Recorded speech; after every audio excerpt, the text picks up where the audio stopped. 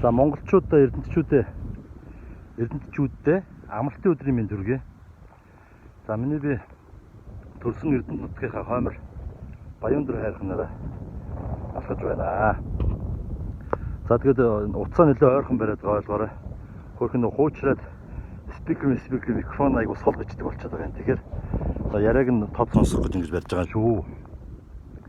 За ерөнхийдөө бол байнга боддог. Гэхдээ сүүлийн үед түлхүү бодоод байгаа нэг зүйл нь юу гэх юм бол хуулийн засаглал, шүүх засаглал, шүүх эрх мэдлийн байгууллагуудтай холбоотой зүйлийг нэлээд түлхүү бодож байна.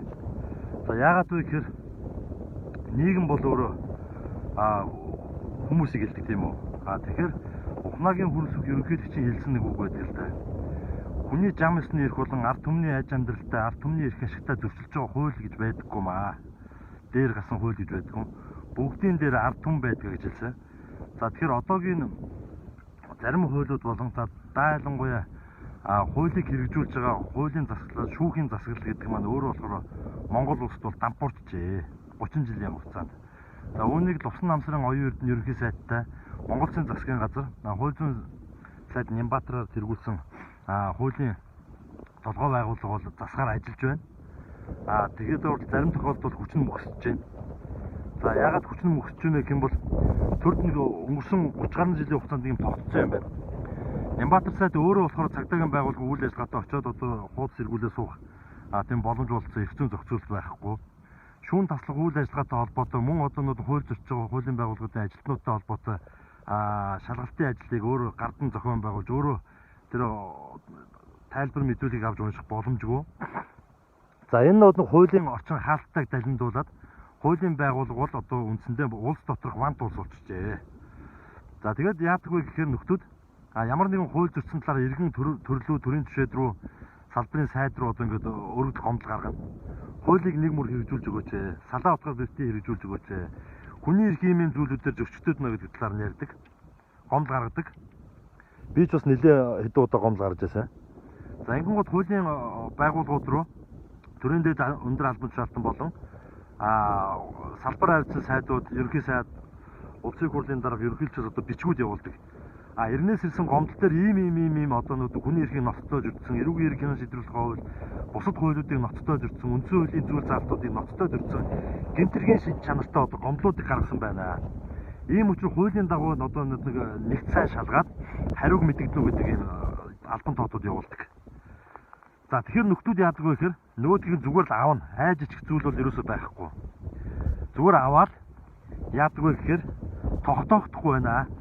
Ийм зүйл ерөөсөө огт болоогүй гэдэг ийм хариултыг явуулдаг. Ийм зүйл ерөөсөө болоогүй.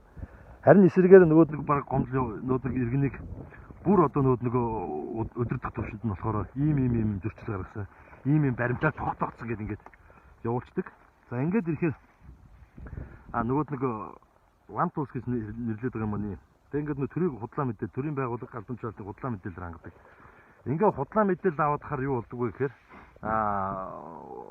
хууль тогтоогч нар хуулийг нэг бодлого тодорхойлогч нар болохоор за ерөнхийдөө ингээд хууль болж байна гэдэг юм ойлголт төрж эхэлдэг.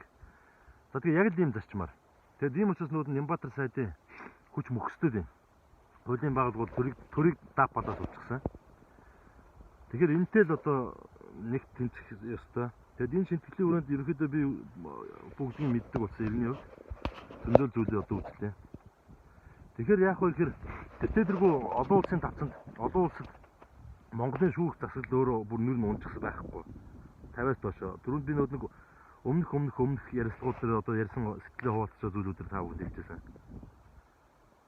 0 төгсч чадахгүй гэсэн үг. Одоо их сургууль төгсөж байгаа хүн, магистрийн диплом бичиж байгаа хүн, бакалаврын диплом бичиж байгаа хүн, за 10 жил одоо 90 сургууль соёл сурж байгаа хүмүүст шалгуур үзүүлэлт байдаг оноогоор.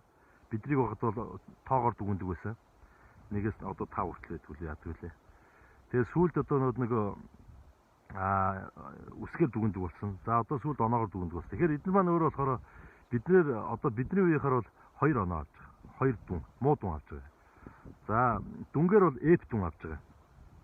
D рүү нэг орох юм орохгүй юм уу? За тэгээд тоогоор бол одоо дөнгөж хөөрхий 44 мөрөөхөн оноо авч байгаа.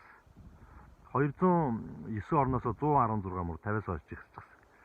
За тэгээ хөндлөнгийн хараат бус нөөдний судалгааны аудитын байгууллагын хийсэн дүгнэлтээр 21 онд шүүх засал шүүх мэдлийн байгууллага өөрөө бүхэлдээ авилгад дидэгдсэн салбарын дээрээс 2 жагсчихсан.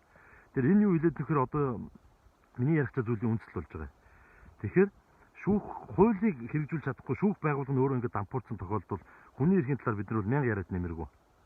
1000 яриад нэмэргүй. Хоёрдугаард нь тэгэхээр хүний эрхийн комиссн одоо зүгээр юу саадлалтай болчихсон. Зүгээр төсөв зогтөг өндөр цалин авдаг том нэртэй юу ч хийдэггүй.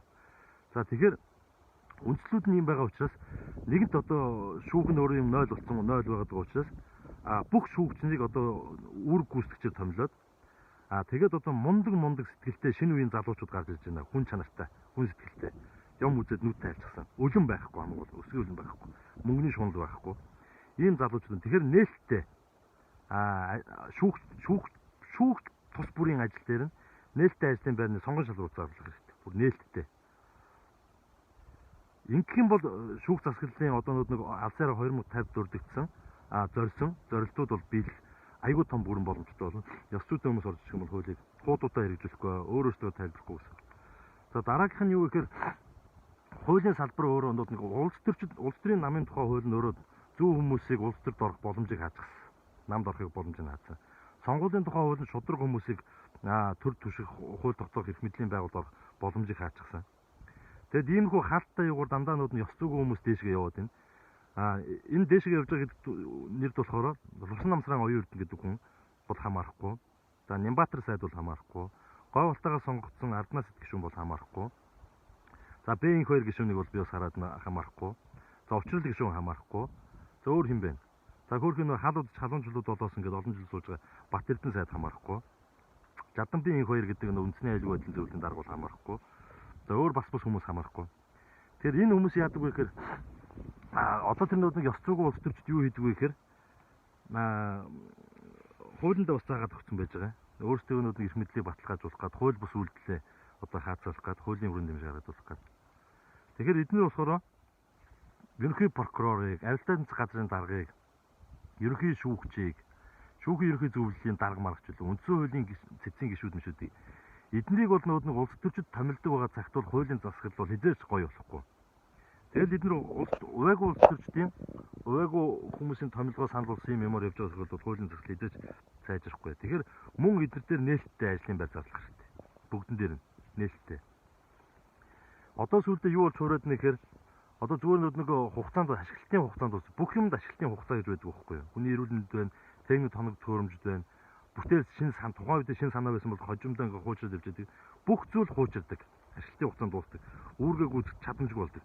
Одоо үндсэн хуулийн цэцгэд юу болж хуурж нөхөд дандаа үндсэн чадамжгүй болсон хүмүүсийн буруу зөнцөн хүмүүсийн зарим одоо бүр шар сэмжтэй хажуургаа өнгөрч байгаа өгцөг одоо зүгээр өнгөрч чадхаа байчихсан. Ийм хүмүүс үндсэн хууль Монгол төрийн үндсэн хууль төрийн дээр ингээ байгаад байна. Тэгэхээр энэ дөр бол нээлттэй ажлын байр зарлах хэрэгтэй. За яг одоо хийж чадахгүй л ер нь бол эдгээр. Гэхдээ ирээдүйд бол ийм болно. Ирээдүйд залуучууд бол ийм болгоно. Ингэжээж улсаа хөгжүүлэн гоё болгоно. Лувсан намсрын оюун эрдэнэ ерөнхий сайдын ажил одоо энэ шүүх засалтай холбоотой, хуулийн засалтай холбоотой ажлууд хэрэгжихгүй байгаа шалтгаан бол ерөөсөө өнгөрсөн 30 жилийн тогтолцоо нь өөрөө одоо буцаа гүйцэтгэх засаг хууль тогтоох байгууллага ингээд гацаа болчихсон. Ийм дээ. Тэгэд ийм л юм бодоол явж байна да. За ямар ч юм тэгээд хууль тогтоох эрх мэдэл байхгүй, гүйцэтгэх эрх мэдэл байхгүй, хэрэгжүүлэх эрх мэдэл байхгүй. Тэр иргэний хувьд бол одоо ядч ингэж ч болтгоо хилээд явж байгаа да. За ямар ч байсан миний бий бол намыг цэвэрлэх, улс төрийг цэвэрлэх, хүний эрхийг хамгаалах, сэргээх холбоотой ажил дээр бол за нөгөөд нь бол юу гэх юм бол байгаль орчны хамгаалах. Тэ холбоотой тууштай өөрөө хийх зүйлийг хийн тууштай Лувсан намсрын оюун эрдэнэ бодлого шийдвэрийг бол дэмжиж ажиллана гэдгээ хэлье. За баяртай. Монгол улс мандан бадаг болтугай төр төвшөнтөн болон амгалан байгээ.